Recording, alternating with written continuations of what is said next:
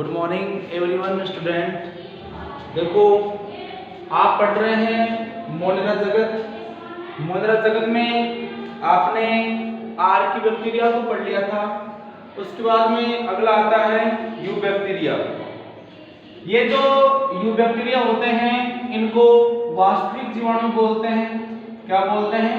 वास्तविक जीवाणु। इनको वास्तविक जीवाणु भी कहते हैं। ये जो जीवाणु होते हैं इनको हम वास्तविक जीवाणु के नाम से भी जानते हैं। अब देखो, इन जीवाणुओं की जो कोशिका जो भित्ति है, ये कोशिका भित्ति अत्यंत कठोर होती है। क्या होती है? कोशिका भित्ति अत्यंत कठोर होती है। तो इनकी सेल वॉल अत्यधिक कठोर होती है।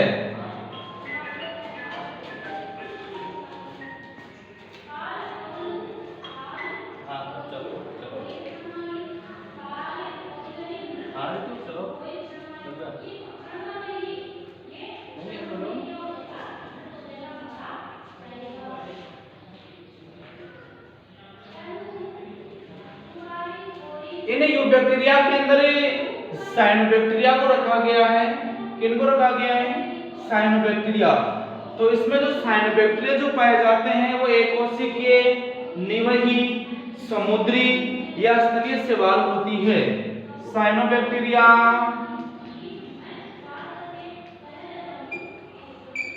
साइनोबैक्टीरिया एक कोशिकीय होते हैं, या तो ये एक कोशिकीय होते हैं या निवही के रूप में पाए जाते हैं। कॉलोनी बनाकर रहते हैं के रूप में पाए जाते हैं। या तो ये एकल रहते हैं, एक कोशिकीय रहते हैं, या ये जो जीवाणु हैं ये निवही अर्थात कॉलोनी बनाकर रहते हैं। इनके बारे में देखो, ये जो साइनोबैक्टीरिया हैं, इन साइनोबैक्टीरिया के चारों ओर, साइनोबैक्टीरिया जीवाणु के चारों ओर एक आवरण पाया जाता है जिसे बोलते हैं श्लेष्मा आवरण। क्या बोलते हैं? श्लेष्मा आवरण। एक आवरण है जिसका नाम क्या है? श्लेष्मा। तो साइनोबैक्टीरिया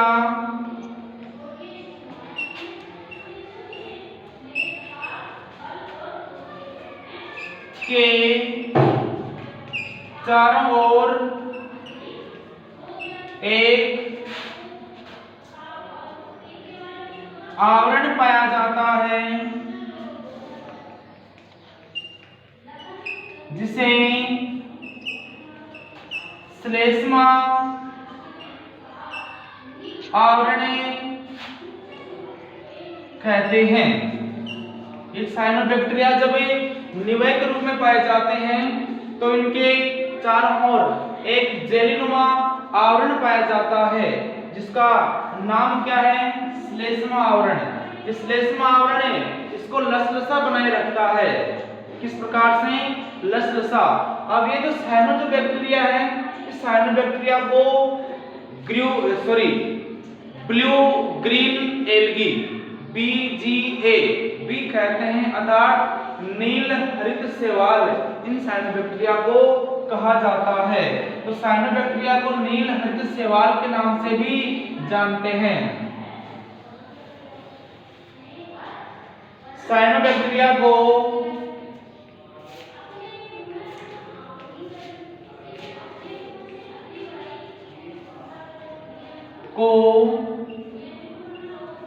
नील हरित शैवाल, जिसको हम शॉर्ट में BGA ब्लू ग्रीन एल्गी के नाम से भी जाना जाता है। ये जो साइनोबैक्टीरिया है इनको बीजीए भी कहते हैं। अब देखो बहुत ही एक अच्छा सा क्वेश्चन आता है। अधिकतर जो साइनोबैक्टीरिया है वो करते क्या है, नाइट्रोजन स्थिरीकरण का कार्य करते हैं। अधिकतर साइनोबैक्टीरिया नाइट्रोजन स्थिरीकरण का कार्य करते हैं। अब देखो नाइट्रोजन स्थिरीकरण के लिए साइनोबैक्टीरिया के अंदर एक विशेष प्रकार की कोशिका पाई जाती है जिसको बोलते हैं हेटेरोसिस्ट कोशिका। क्या बोलते हैं, हेटेरोसिस्ट कोशिका। तो साइनोबैक्टीरिया में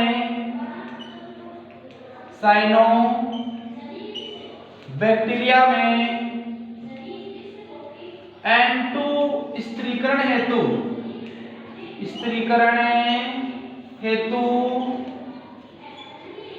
नाइट्रोजन स्थिरीकरण हेतु हेटेरोसिस्ट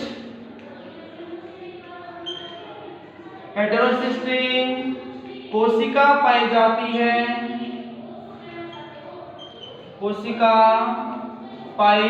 है। अब देखो हेटेरोसिस्ट कोशिका एक विशेष प्रकार की कोशिका होती है जो नाइट्रोजन स्थिरीकरण का कार्य करती है। अब देखो नाइट्रोजन स्थिरीकरण क्या होता है, प्लांट सीधे नाइट्रोजन को गैस के रूप में ग्रहण नहीं कर सकते हैं, इसलिए नाइट्रोजन को नाइट्रोजन के यौगिकों के अंदर चेंज किया जाता है। जैसे नाइट्रोजन चेंज हो गया NH3 अमोनिया के अंदर है, नाइट्राइट के अंदर है और NH4+ अमोनिया में आयन के रूप में। इस प्रकार नाइट्रोजन के यौगिकों के अंदर चेंज होता है और इन यौगिकों को प्लांट है वो करते क्या है, अवशोषित करते हैं।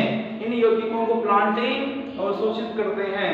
इसलिए नाइट्रोजन स्थिरीकरण का कार्य करने वाली कोशिका जिसका नाम क्या है, हेटेरोसिस्ट कोशिका है। अब देखो इस हेटेरोसिस्ट कोशिका के अंदर जो डीएनए जो पाया जाता है उसमें एक विशेष प्रकार की जीन पाई जाती है, उसको बोलते हैं निप जीन। क्या बोलते हैं, निप जीन। ये निप जीन नाइट्रोजन स्थिरीकरण का कार्य करती है। निप जीन नाइट्रोजन स्थिरीकरण का कार्य करती है। अब देखो आपके एनसीईआरटी बुक के अंदर 2 नोस्टॉक तथा एनाबिना, नोस्टॉक तथा एनाबिना मुख्य N2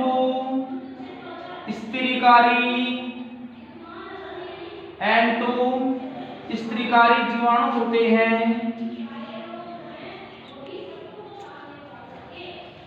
N2 स्त्रीकारी जीवाणु होते हैं। नोस्टॉक एनाबिना मुख्य नाइट्रोजन स्थिरीकरण करने वाले जीवाणु होते हैं। ये जीवाणु करते क्या हैं, नाइट्राइट एवं अमोनिया जैसे अकार्बनिक पदार्थों को ऑक्सीकृत करके उनसे ऊर्जा प्राप्त करे एटीपी उत्पादन करते हैं। ये जीवाणु करते क्या हैं, ये जीवाणु नाइट्राइट और अमोनिया, ये जो अकार्बनिक जो पदार्थ हैं इनका ऑक्सीकरण करते हैं और ऑक्सीकरण से ऊर्जा प्राप्त करते हैं। ठीक है, इसके बाद देखो ये जो जीवाणु होते हैं वो नाइट्रोजन, फास्फोरस से आयरन, सल्फर जैसे जो पोषक पदार्थ हैं इनका पुनःचक्रण करते हैं। ये जीवाणु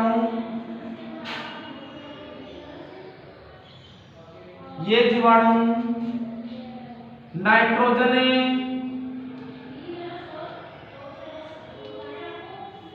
फास्फोरस, सल्फर आदि तत्वों का पुनःचक्रण करते हैं।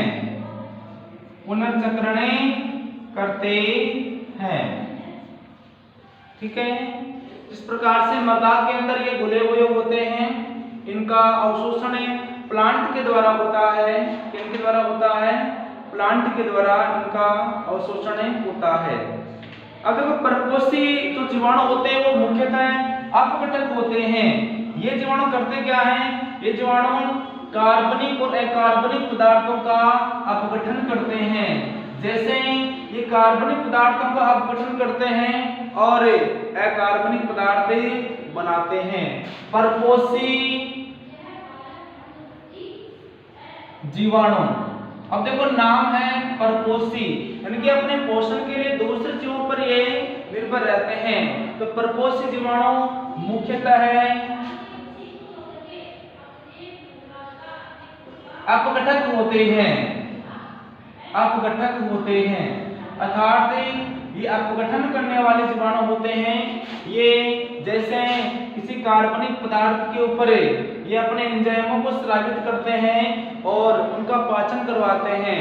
ये कार्बनिक पदार्थों पर अपने एंजाइम स्रावित करते हैं और क्या करते हैं,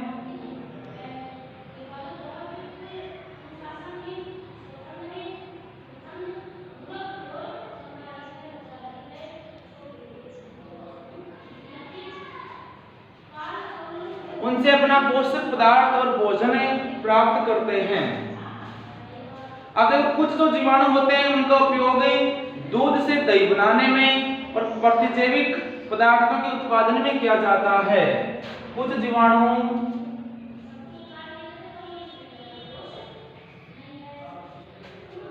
दूध से या दुग्ध को,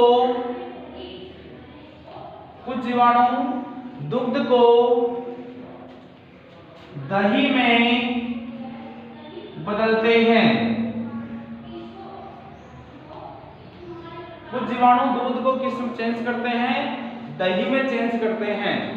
कुछ जीवाणु दूध को दही में चेंज करते हैं। कुछ जीवाणु से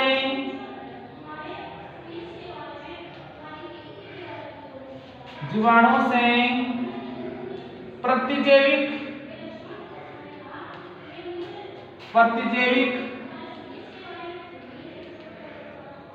औषधि प्राप्त करते हैं।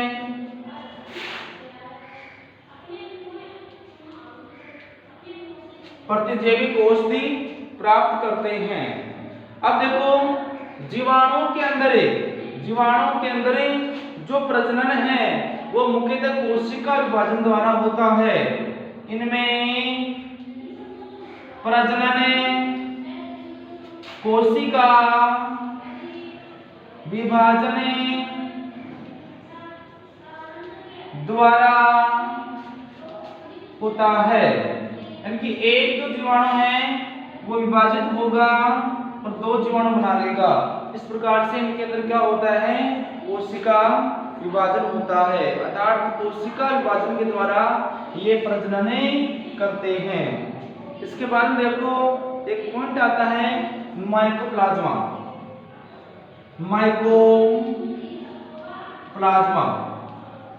इसका बहुत बार क्वेश्चन पूछा हुआ है। माइकोप्लाज्मा कोशिका भित्ति रहित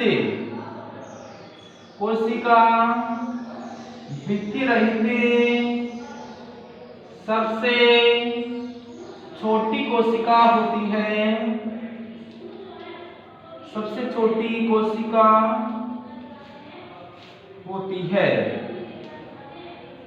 अब देखना ये जो माइकोप्लाज्मा होते हैं वो O2 के बिना भी जीवित रह सकते हैं। माइकोप्लाज्मा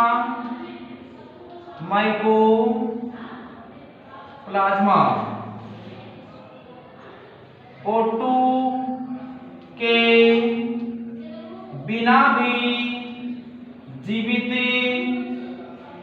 रह सकते हैं, ठीक है। इस प्रकार से आप वास्तविक जीवाणुओं को पढ़ते हैं। जैसे अब देखना इसमें जो नॉनस्टॉप जो जीवाणु है, नॉनस्टॉप जीवाणु उसमें किस प्रकार से हेटेरोसिस्ट कोशिका पाई जाती है। नॉनस्टॉप जीवाणु इस प्रकार से लड़ी बनाकर रहते हैं।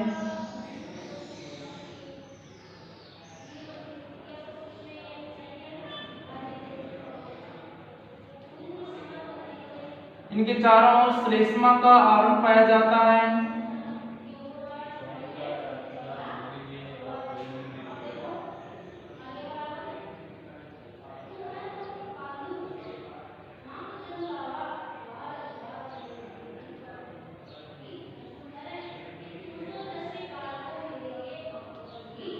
और ये जो विशेष प्रकार की कोशिका है, इस कोशिका को बोलते हैं हेटेरोसिस्ट।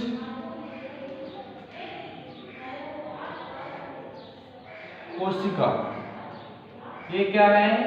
हेटेरोसिस्ट कोशिका है। और ये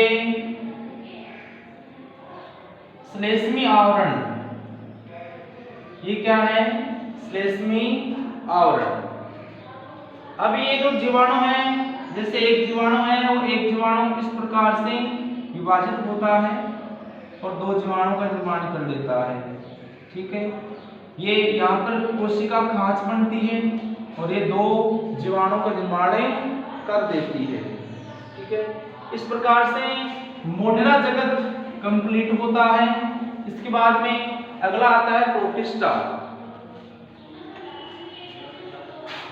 2 नंबर का जगत कौन सा था? प्रोटिस्टा। प्रोटिस्टा, ठीक है, जगत। अब देखो प्रोटिस्टा जगत के अंदर सभी एक कोशिकीय यूकेरियोटिक प्राणियों को रखा गया है।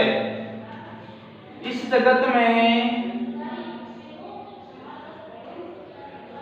सभी एक कोशिकीय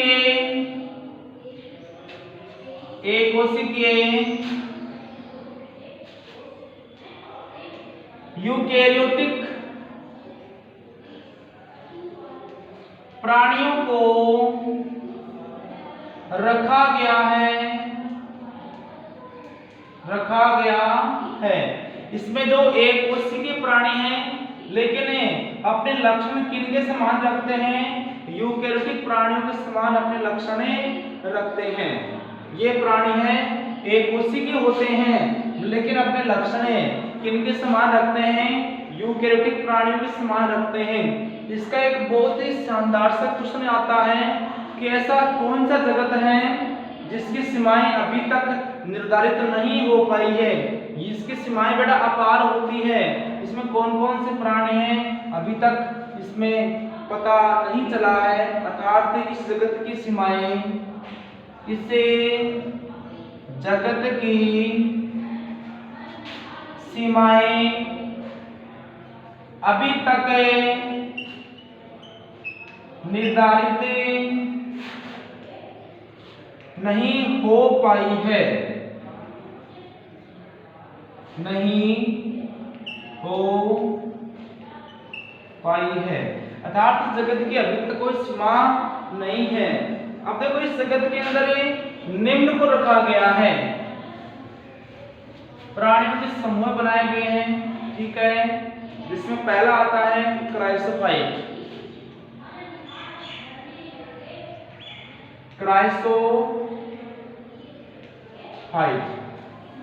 पहला क्या है? क्राइसोफाइट। क्राइसोफाइट के अंदर डायटम तथा सुनहरे शैवाल, इसमें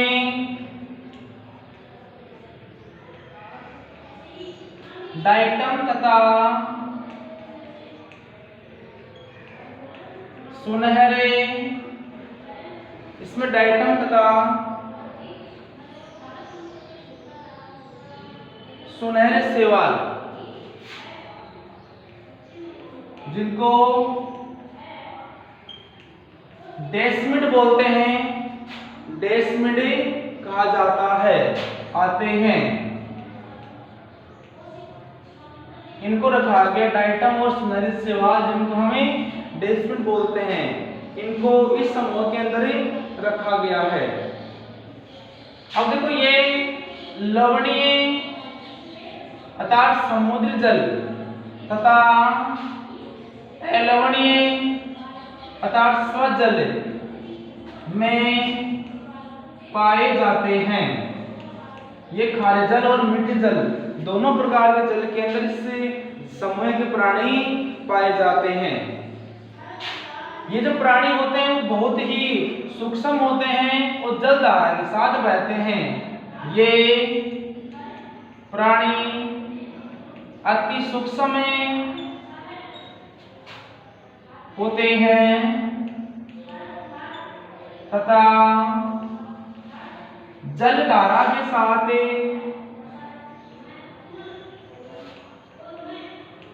बहते हैं। जब जल बहता है तो उनके साथ ये बहते रहते हैं, ये बहुत ही सूक्ष्म होते हैं। अब देखो इनकी जो कोशिका भित्ति है वो साबूदानी के समान कवच बनाती है। इनकी कोशिका भित्ति साबूदानी के समान क्या बनाती है? अरे साबुन रखने के लिए जो साबूदानी जिसको हम बोलते हैं उसके समान इनकी कोशिका भित्ति कवच बनाती है। तो डायटम में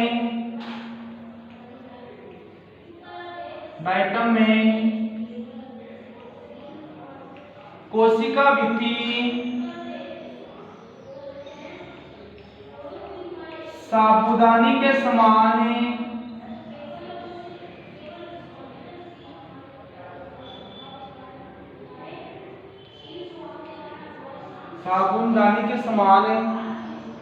क्या बनाती है? कवच बनाती है। ठीक है। और देखो इनकी सेल वॉल, इनकी कोशिका जो भित्ति है, इनकी सेल वॉल सिलिका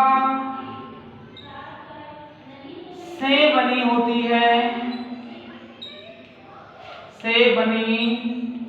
है, इनकी जो कोशिका भित्ति है वो सिलिका से बनी होती है। इसलिए इनकी कोशिका भित्ति,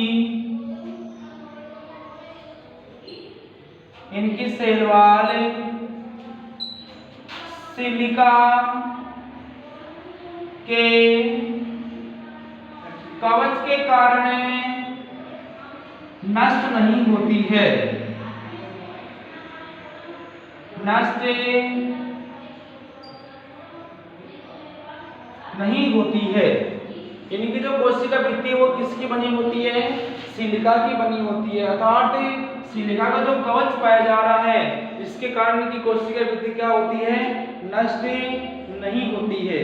अब देखो जब ये पेंदे में बैठ जाते हैं, जब समुद्र के पेंदे में जब ये बैठ जाते हैं तो डायटमी मृदा अर्थात जो एक प्रकार की मृदा है उसका निर्माण होता है। तो जब ये समुद्र के पेंदे में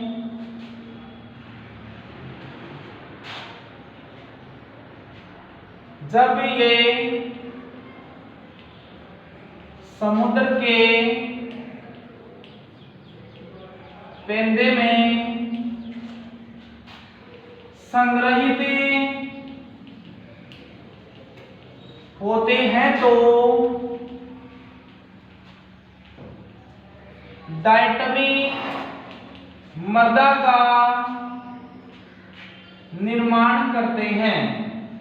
किसका निर्माण करते हैं? डायटमी मृदा का निर्माण करते हैं।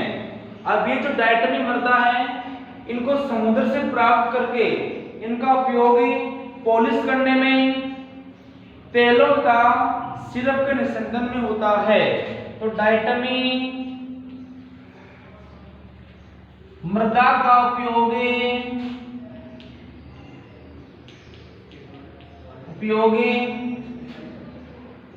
पॉलिश करने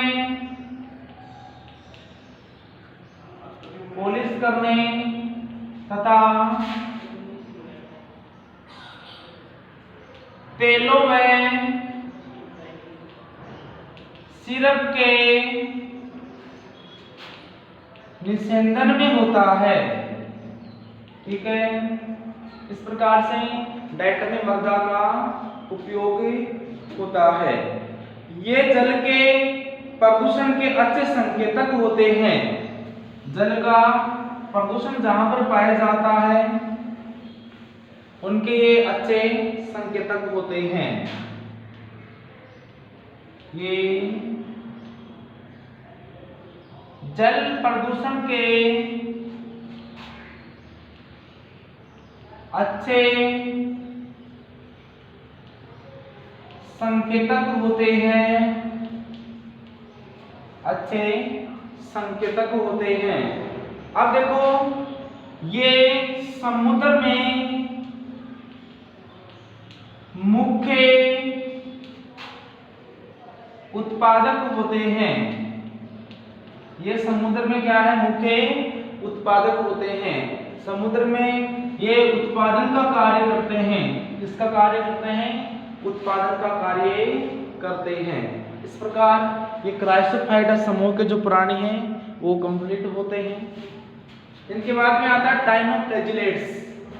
2 नंबर पर क्या आता है? डायनोफ्लैजिलेट्स, जिनके अंदर 2 प्रसाविकाएं पाई जाती है, 2 फ्लैजेला पाई जाती है। एक बड़ी होती है और एक छोटी होती है। 2 नंबर डायनोफ्लैजिलेट्स।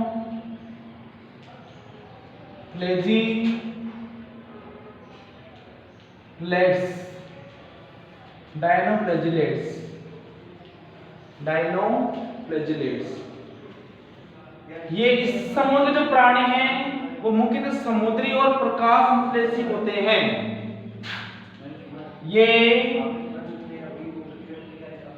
मुख्यतः समुद्र में पाए जाते हैं और क्या करते हैं? प्रकाश संश्लेषण करते हैं। प्रकाश संश्लेषी होते हैं। इनमें प्रकाश संश्लेषण की क्रिया होती है। अब देखो कुछ पादपों के समान इनके अंदर वर्णक पाए जाते हैं, जिनके कारण ये पीले, हरे, भूरे, नीले अथवा लाल दिखाई देते हैं। ठीक है, तो देखना इनमें उपस्थित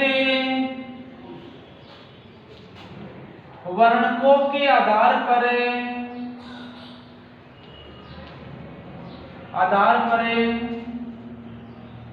ये लाल, भूरे, पीले, ठीक है, इस प्रकार से ये रंग दिखाते हैं या रंग में दिखते हैं।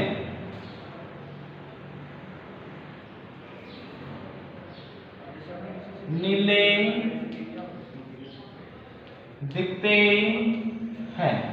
ठीक है, इसके बाद देखना इनकी जो कोशिका भित्ति है, कोशिका भित्ति की बाह्य सतह पर सेलुलोज की पट्टियां पाई जाती है।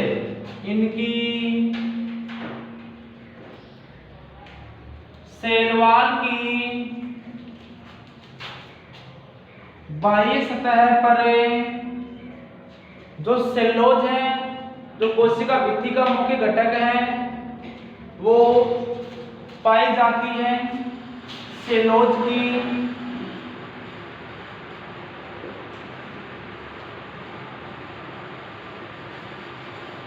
कड़ी पट्टियां पाई जाती है। क्या पाई जाती है? पट्टियां पाई जाती है। अब देखो डायनोफ्लैजिलेट्स अर्थात इनके अंदर 2 फ्लैजिला पाई जाती है। इनमें 2 फ्लैजिला अर्थात प्रसाविका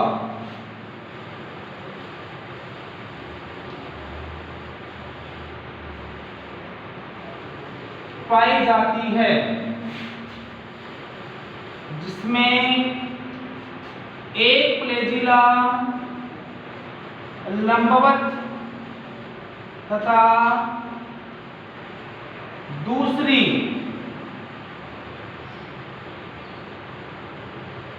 अनुप्रस्थ होती है। दूसरी कैसी होती है बताओ? अनुप्रस्थ होती है। एक लंबवत होती है और एक अनुप्रस्थ होती है। अब देखो जो लाल रंग के जो डायनोफ्लैजिलेट्स हैं, इनकी संख्या समुद्र के अंदर अधिक हो जाती है।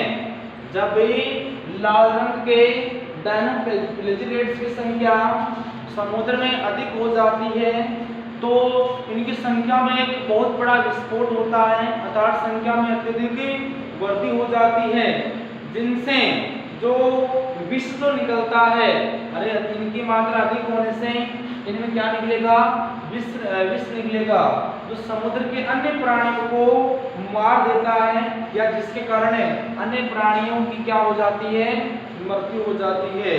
तो देखना लाल शैवाल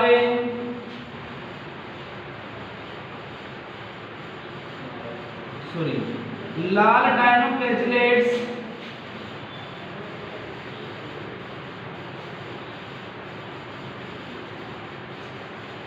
की संख्या में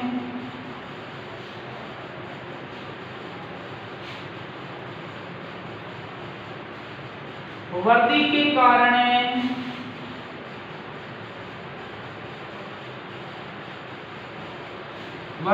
कारण विष निकलता है।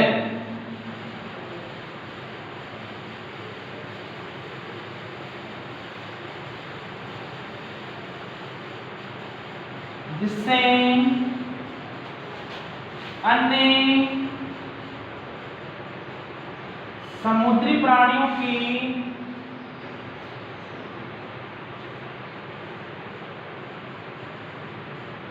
मृत्यु हो जाती है।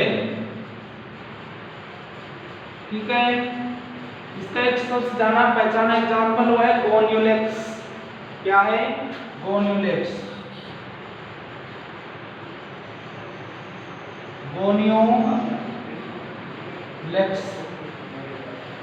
गोन्यूलेक्स से जो लाल डायनोफ्लैजिलेट्स हैं इनकी संख्या में अधिक मात्रा में वृद्धि होने पर अन्य जो प्राणी हैं उनकी मृत्यु हो जाती है। क्यों? क्योंकि इनकी संख्या बढ़ने पर इनसे विष निकलता है, जहर निकलता है, जिसका सेवन करने से या जिसको अन्य प्राणी ग्रहण करने से अन्य जीव क्या होते हैं, मृत हो जाते हैं। ठीक है, चलो आज के लिए इतना ही, बाकी क्लास बाद में। All the best, thank you.